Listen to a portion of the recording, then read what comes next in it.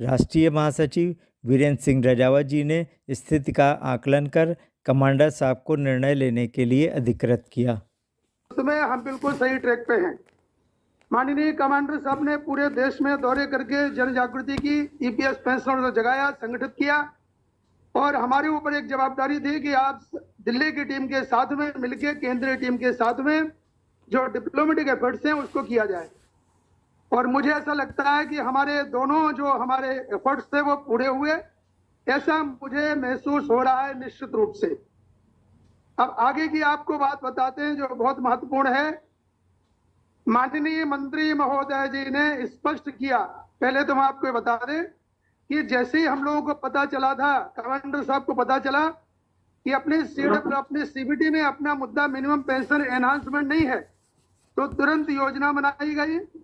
29 तारीख को नोटिस भेजी गई और जैसे ही 29 तारीख को नोटिस भेजी गई तो 29 तारीख को ही माननीय श्रम मंत्री जी ने हम लोगों को तुरंत बुला लिया। बाकी अभी तक के जो मिनिस्टर्स रहे हैं उसमें और माननीय जो अभी मंत्री जी हैं, इसमें फर्क ये है कि पहले के जितने मंत्री थे वो हमसे पहले आंदोलन करवा लेते थे और बाद में हमें बुलाते थे, लेकिन ये जो मंत्री जी हैं इनकी विशेषता ये है कि ये आंदोलन की नोटिस के पहले हमें बुला लेते हैं। हमने पहले भी देखा, जुलाई महीने में 31 जुलाई को हमारा आंदोलन था और माननीय श्रम मंत्री जी ने कमांडर साहब को 30 जुलाई को मीटिंग के लिए बुला लिया था। इसी प्रकार से माननीय मंत्री महोदय जी ने मीटिंग के लिए बुलाया। जब हम लोग गए तो हमने अपना जो भी कहना था आंदोलन की नोटिस से लेके मिनिमम पेंशन, हायर पेंशन, सभी मुद्दों को प्रस्तुतिकरण किया। माननीय डांगे साहब ने जो हमारे रिपोर्ट्स दिए थे उसका भी सादरीकरण किया उनके सामने। अंत में उन्होंने ये कहा कि आप लोग आंदोलन क्यों कर रहे हैं, तो हम लोगों ने बताया कि सर हमारा काम हो जाए, हम आंदोलन बंद कर देंगे। तो उन्होंने कहा कि मिनिमम पेंशन एनहांसमेंट का जो मुद्दा है वो अंतिम चरण में है और इसको जल्दी पूरा किया जाएगा, लेकिन हमें बजट का सपोर्ट चाहिए और आप इस बारे में कुछ सुझाव देना चाहते हो तो अगले हफ्ते में आप लेके आइए, हम उसके ऊपर विचार करेंगे। उसी हिसाब से आज माननीय कमांडर साहब के नेतृत्व में हम सभी लोग जो है, जिस प्रकार से पाटिल साहब ने आपको बताया, आज माननीय श्रम मंत्री जी को मिले, जो हमारा डाटा था उसका प्रस्तुतिकरण किया।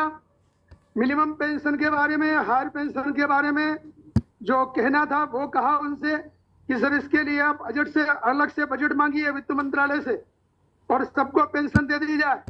इसके बाद में इसकी जो सीलिंग है वो सबको खुली कर दी जाए, उसमें कोई सीलिंग लिमिट न रखी जाए। ये सब बातें हुई। माननीय श्रम मंत्री जी ने अंत में हम लोगों से कहा, माननीय कमांडर साहब से कहा कि आप आंदोलन इसलिए कर रहे हैं, इसलिए करते हैं, आपने जो अभी फर्स्ट अंटिल डेथ का जो नोटिस दिया इसलिए दिया है कि हमारी आपकी बात सरकार तक पहुंचे। तो ये आपकी बात हम तक पहुंच चुकी है और ये दोनों मुद्दों पर जो काम चल रहा है उसके पहले हमें सरकार पर दबाव बनाना जो है हम अपना जारी रखेंगे। माननीय देवेंद्र फडणवीस जी ने जिस प्रकार से हमें आश्वासन दिया था उसको हम उनके द्वारा पूरा करवाने की कोशिश करेंगे। केंद्रीय टीम, अमरावती की टीम, नागपुर की टीम उसमें जुटी रहेगी और आप सब लोगों से निवेदन है कि भले ही अगर हमें अभी आप लोग क्या निर्णय लेते हैं मुझे पता नहीं है, कमांडर साहब क्या कहते हैं इस बारे में, लेकिन मैं आपको स्पष्ट कर दूं कि हमें अपनी बात को, अपनी आवाज को, अपने जो हमारे एमपी हैं और जो हमारे मंत्री हैं उनके माध्यम से माननीय प्रधानमंत्री तक पहुंचाने का क्रम हमारा जारी रहेगा। हमारी मीटिंग जारी रहेंगी, संगठन को मजबूत करने का क्रम जारी रहेगा।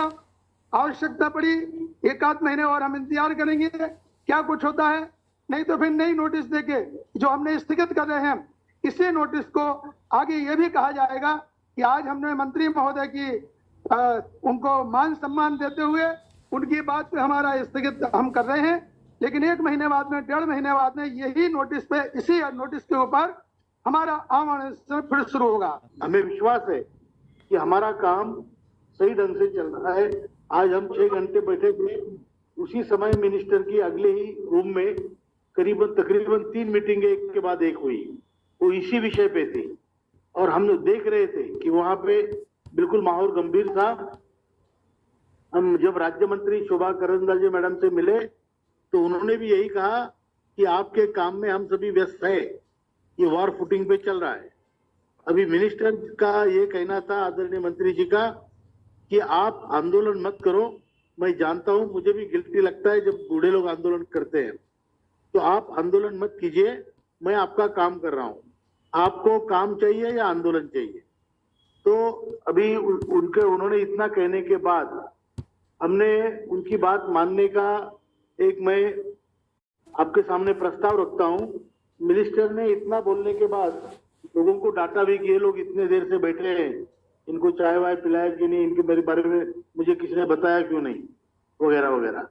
उन्होंने हमारी ये भी पूछी, तबीयत पूछी, और ये बोला कि अभी मैं जा रहा हूँ पार्लियामेंट कैबिनेट मीटिंग में, आप अभी पीएस को मैंने पूरा समझा दिया है, मेरे पर्सनल सेक्रेटरी से जो आईएएस अधिकारी है कीर्ति जी, उनसे पूरी बात कीजिए। उनसे हमारी तकरीबन 45 मिनट बात हुई और बहुत बारीकी से हुई, हर मुद्दे पे चर्चा हुई। वही है जो मिनिस्टर का काम भी चलाते हैं। उसके बाद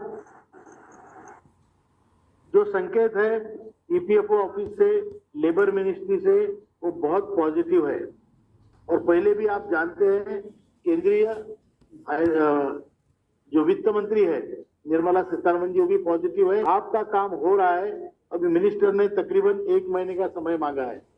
उन्होंने 1 महीना बोला नहीं, लेकिन मुझे कुछ समय दीजिए, मैं आपका काम कर रहा हूँ। क्योंकि जब आप आंदोलन करते हैं तो मेरे डिपार्टमेंट की भी बदनामी होती है, इसलिए मैं आपको प्रार्थना करता हूँ कि आपका आंदोलन थोड़ा पोस्टपोन कीजिए। अगर मुझे मेरे समय के हिसाब से मैं नहीं कर पाया तो फिर आप मुक्त है। तो इसलिए मेरा ये मानना है, कहना है, और अगर आप मुझे अधिकार देते हैं तो मैं यही कहूंगा कि आने वाले दिसंबर एंड तो नहीं बोलूंगा, 15 जनवरी मकर संक्रांति तक हम इनको समय देंगे। उसके बाद में हम सोचेंगे कि हमें करना क्या है। आंदोलन हम कभी भी कर सकते हैं, मैं जानता हूं। इस बार भी अगर हम सीरियस कोशिश करते तो बड़ी संख्या आ जाती, और आती भी, और वैसे भी आई है। पहले आप लोगों ने आंदोलन चलाया है, लेकिन जो आंदोलन का मकसद होता है कि हमारी गुहार सरकार दरबार तक लगाना, वो हमारा उद्देश्य पूरा हुआ है। अब ball is in government court, और हम लोग उनकी समझदारी की भाषा देखते हुए हम समझदारी से उनको 1.5 महीने का टाइम देते हैं। और इसके ऊपर हम नोटिस भी भेज देंगे कि इस तारीख तक हम आपको समय देते हैं, अन्यथा हमें अपना आंदोलन ज्यादा जोर से करना पड़ेगा। और दूसरी बात, ये हमने निर्णय 2-3 तरीके से लिया है।